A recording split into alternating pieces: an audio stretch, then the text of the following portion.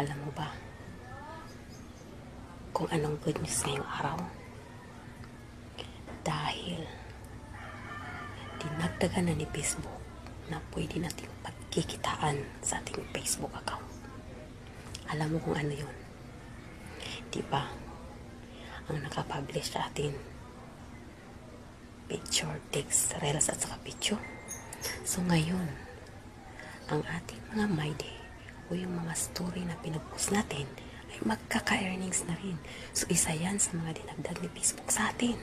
Yan, kita nyo yan. Yan ang isa din sa pagkikitaan natin. So malaking tulong yan guys.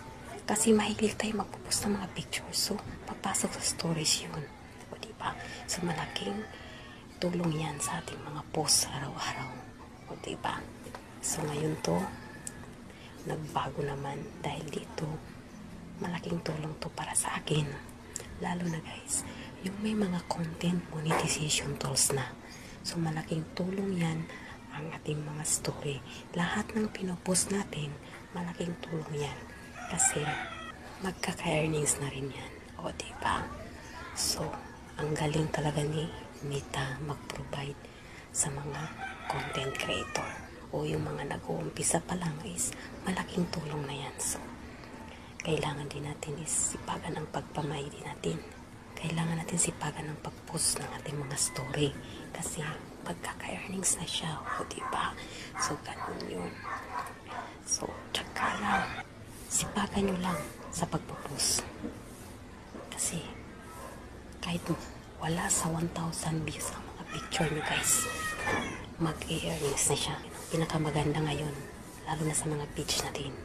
Kasi, sa personal kasi, mayroon akong napanood na isang vlogger na kailangan mga 1,000 yung mga views mo doon bago ka mag-earnings. So, photos, text, reels at saka yung video. Pero dito sa page guys, kahit wala pa sa 700 ang views mo, kung picture yan, so, magkakaroon na siya ng points.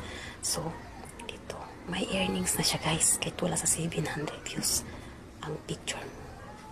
O diba, napakagaling. So, iba daw talaga yung binibigay ni Facebook na views sa Facebook page kaysa personal account natin. So, ito yung maganda. So, dahil may dinagdag na sa atin sa Facebook, sa stories natin, so, sipagan din natin ang pagpupost ng ating mga my day. So, ganun lang yun. So, that's all our video for today's. Thank you for watching. Follow, like, and share.